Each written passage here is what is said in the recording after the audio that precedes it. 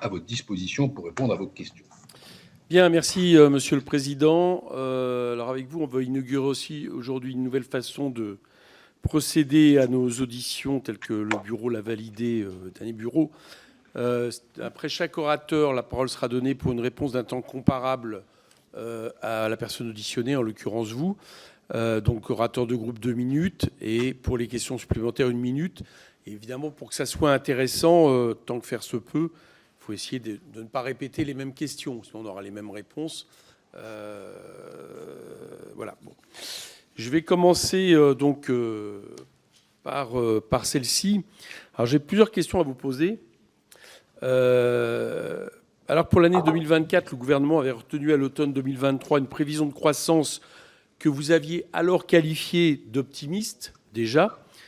La révision de cette prévision à 1% est toujours gonflée dans la mesure où le consensus des économistes s'établit à 0,7%.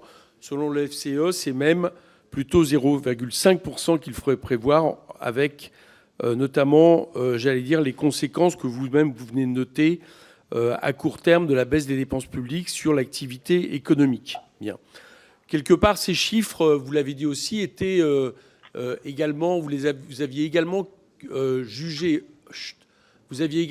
optimistes les chiffres de la loi de programmation des finances publiques qui également avait été adoptée par 49.3 à la fin de l'année dernière par l'Assemblée. Donc ma question, c'est, je m'interroge au final sur la méthode globale du gouvernement qui vous a d'ailleurs saisi tardivement, qui ne vous a pas transmis l'ensemble des éléments pour éclairer ses choix de finances publiques. Et compte tenu des conséquences de tous ces chiffres et ces prévisions mal établies, est-ce que vous ne croyez pas qu'il y a un problème de méthodologie, de philosophie, d'approche des prévisions économiques ? En étant un peu plus clair, vous avez estimé que le gouvernement avait péché par optimiste. Vous n'avez pas parlé d'insincérité. Bon. Alors soit, ça c'est par rapport au passé. Mais là, à nouveau, vous dites vous-même que les chiffres de croissance du programme de stabilité sont certainement trop importants. Vous dites vous-même de manière très claire et en invitant à la cohérence qu'il sera quasiment impossible, tel que c'est aujourd'hui fixé, de passer en réalité de 5,1% de déficit en 2024 au 2,9% en 2027. Vous donnez comme ça un certain nombre de jugements. Vous appelez à demander la vérité.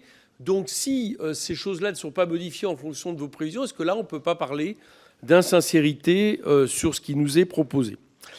Ma deuxième question, c'est sur la TVA et notamment la question des prélèvements obligatoires.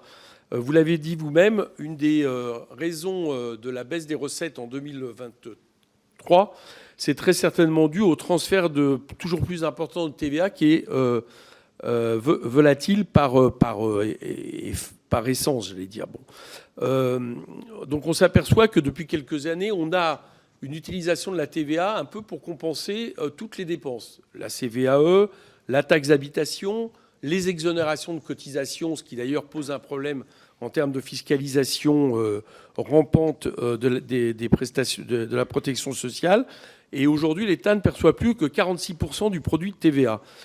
J'aimerais bien vous interroger et vous entendre sur cette question. Est-ce que vous ne croyez pas qu'à partir de là, il y a une mise en danger, j'allais dire, des recettes de l'État et qu'on n'est pas quelque part trop biberonné à la TVA ? Est-ce qu'il n'y a pas une addiction trop importante à la TVA qui du coup sert à tout, et puis au moment où justement ça reflue, on se retrouve dans cette situation, sans même parler du caractère injuste de la TVA.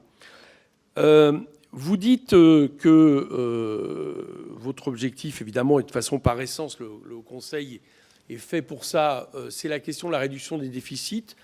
Et vous dites qu'il y a deux méthodes, enfin il y a deux choses qui est, d'une part, la baisse des dépenses publiques, mais aussi l'arrêt de la baisse des prélèvements obligatoires. Et moi, j'aimerais vous interroger là-dessus, parce que la baisse des prélèvements obligatoires, on voit bien le problème. La dépense fiscale dans ce pays, elle a explosé depuis des années, soit à travers une baisse des impôts, notamment pour les plus riches, mais aussi les aides aux entreprises sans condition, les exonérations, les niches fiscales. Moi, je me suis prêté un petit exercice quand Mme Borne nous a demandé à tous une revue des dépenses en novembre dernier. Je m'étais amusé à regarder ce qui, à mon avis, pouvait être majoritaire à l'Assemblée en termes justement de correctifs là-dessus. C'est-à-dire, par exemple, à travers les amendements qui avaient été votés dans cette commission sur 15 milliards d'apports pour les recettes publiques à partir d'amendements sur les taxations de superdividendes, etc., notamment avec des membres du MoDem. Moi, je comptais qu'on pouvait facilement arriver à 43 milliards comme ça de recettes supplémentaires sans changer sans changer pour autant de macroéconomie, mais même en ayant une majorité. Bon. À l'inverse, je vois mal les dépenses publiques à diminuer.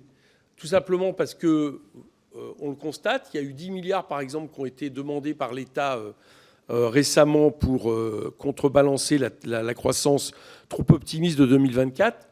Aujourd'hui, les ministères, au moment où je vous parle, il y a 3 ministères qui ont rendu la copie et les autres sont en train de chercher désespérément comment ils vont faire en sorte de baisser les dépenses publiques. Autrement dit, je pense que dans beaucoup de domaines, on est à l'os, sans même compter le fait qu'il faudrait peut-être certainement plus de dépenses publiques pour la transition écologique. Et donc ma question, c'est pourquoi vous ne privilégiez pas justement la question d'abord des dépenses fiscales à diminuer plutôt que la question des dépenses publiques? C'est une question que je vous pose. Ma dernière question, elle pose sur 2 points. Le premier point, est-ce que vous pensez raisonnable qu'on se prive d'un projet de loi de finances rectificatif? Les 10 milliards d'euros que le gouvernement a annulés au départ, on était en dessous du plafond de 1,5, mais avec 10 milliards d'euros supplémentaires sur lesquels, pour l'instant, on ne sait pas très bien où ils vont être recherchés. Certes, il y a un affichage, 5 milliards en gros pour l'État, 2,5 pour les collectivités. Moi, j'ai entendu pour l'instant les collectivités dire qu'elles ne savaient pas comment elles allaient trouver 2,5 milliards. 2,5 milliards sur la rente. Si on additionne les deux, on est à plus du plafond. Est-ce que vous pensez raisonnable que l'Assemblée nationale n'ait pas un projet de loi de finances rectificative vu les modifications du budget 2024? Et puis la dernière question est simple. Compte tenu du manque de cohérence et du manque de crédibilité du programme de stabilité présenté par le gouvernement, que l'avis du Haut Conseil relève expressément avec des termes forts et qui me semblent n'avoir jusqu'à présent jamais été ainsi employés, ne serait-il pas souhaitable que le gouvernement revoie sa copie avant de l'envoyer aux institutions européennes? Voilà mes questions. Je propose d'y répondre et on passera au rapporteur. Merci, Monsieur le Président. Je suis très heureux d'inaugurer cette nouvelle formule. Je vous demanderai toutes vos exigences, toute votre indulgence. Je suis tout de même à New York, un peu isolé, mais j'essaierai de faire en sorte que ce question pour un champion se passe correctement. J'espère quand même que vous ne me donnez pas 2 minutes pour répondre à tout ça, Monsieur le Président. Que quoi? J'ai pas entendu. Vous ne me donnez pas que 2 minutes pour répondre à toutes vos questions, parce que sinon. Non, moi j'ai mis plus de 2 minutes. C'est le temps de réponse que la personne. Pour moi aussi, je parle. Mais vous savez que le président et le rapporteur, on a plus de 2 minutes, c'est notre chance. Non, je sais, mais je parlais de moi. Vous avez tout le temps que vous voulez. Mais si vous me donnez un peu plus de 2 minutes, parce que sinon, je vous fais 3 phrases par question, il y en a quand même beaucoup. D'abord, sur la première question, c'est vrai que le consensus forecast se situe à 0,7 points de croissance pour 2024. L'OCDE est à 0,6, la Commission européenne à 0,9, le FMI était à 1, mais a rectifié à 0,7 hier. Et donc, la prévision du gouvernement est incontestablement la plus élevée des prévisions disponibles. Nous avons auditionné, comme d'habitude, plusieurs instituts de conjoncture, de prévision et également la Banque de France. Personne n'est à 1%. Et donc, oui, je pense qu'elle demeure un peu élevée. D'ailleurs, le Haut Conseil le dit. Qu'est-ce que serait une bonne prévision en matière macroéconomique? C'est une question très politique, car il n'y a pas de définition ou de standard international. Certains ministres des Finances ont évoqué des prévisions volontaristes, mais ce temps est un peu passé. Et nous sommes là, précisément, le Conseil, pour nous assurer de leur sincérité et que cela repose sur toutes les informations disponibles. À votre question s'ajoute un autre élément qui est est-ce qu'elles doivent être prudentes, c'est-à-dire comporter une marge de sécurité? Il est difficile, en fait, de vous répondre non. Bref, je conclus là-dessus. Oui, je pense que nous avons une prévision qui demeure un peu élevée en 2024. Sur la sincérité, je me suis déjà exprimé souvent à ce sujet. Je répugne très fortement à ce type de reproche parce que d'abord, il suppose une volonté délibérée de tromper, parce qu'ensuite, il a évidemment des conséquences constitutionnelles massives qui serait que le Conseil constitutionnel, sur cette base, et il est très attentif à ce que dit le Haut Conseil, pourrait annuler un projet de loi de finances. Ce que je peux vous dire, c'est que si le Haut Conseil estimait d'un projet de texte financier qu'il était insincère, il le dirait. Il ne l'a pas dit dans son avis sur le PLF 2023, il ne l'a pas dit dans son avis sur le PLF 2024, mais il a signalé dans son avis du 22 septembre 2023 que la prévision de croissance était élevée, et je pense qu'on aurait pu et qu'on devrait tenir davantage compte de cela, puisque d'ores et déjà, à l'automne, par rapport à un cadre de croissance, le consensus était déjà à 0,8. Et l'abaissement de la prévision de croissance à 1% est une première réponse à cet avertissement. Je note, vous l'aurez peut-être fait aussi, que dans cet avis, nous utilisons un nouveau terme sémantique qui a son importance, qui est celui de la cohérence. Et je crois que c'est ça qui est fondamental. Ce n'est pas de l'insincérité, mais ce programme de stabilité manque de cohérence. Et ça me permet de répondre, en fait, par anticipation à votre dernière réponse. Ce n'est pas à moi de dire s'il faut modifier cette copie, mais comme disent les experts du ministère des Finances, à notre sens, ça ne vole pas. Soit la prévision de croissance est trop élevée, et à ce moment-là, il faudra faire, pour atteindre moins de 3%, beaucoup plus d'économies en dépenses, soit la prévision de croissance va rester réaliste, et c'est la priorité, et à ce moment-là, on aura à l'arrivée des déficits moins importants. C'est donc un choix qu'il faut faire. Et je vous invite quand même à réfléchir là-dessus, parce que, vous savez, le Haut Conseil est composé d'hommes et de femmes qui sont de la Cour des comptes, des économistes du privé, des économistes publics, le directeur général de l'INSEE. Ils ont des opinions extrêmement diverses.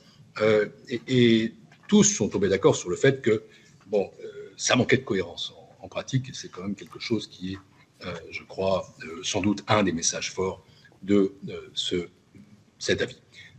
Pour ce qui concerne la fiscalité, c'est vrai que nous avons déjà, plutôt le Conseil des prélèvements obligatoires, attiré l'attention sur le fait que la réduction de la part de TVA affectée à l'État était assurément un manque de garantie pour les recettes de celui-ci. La suppression de la TH, celle progressive de la CVAE, sont compensées par l'attribution de fractions de TVA aux collectivités territoriales. Et aujourd'hui, l'État n'est plus attributaire que de 46% du produit de la TVA.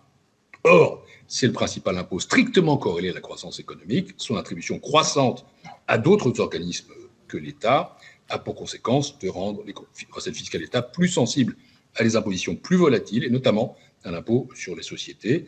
Et c'est peut-être une des explications de ce que nous avons constaté sur les recettes. Pour ce qui concerne l'effort à faire en recettes et dépenses, alors, la Cour des comptes comme le Haut Conseil sont plutôt sur le volet de la dépense, naturellement. Mais nous considérons que les marges de manœuvre pour accroître les recettes sont limitées.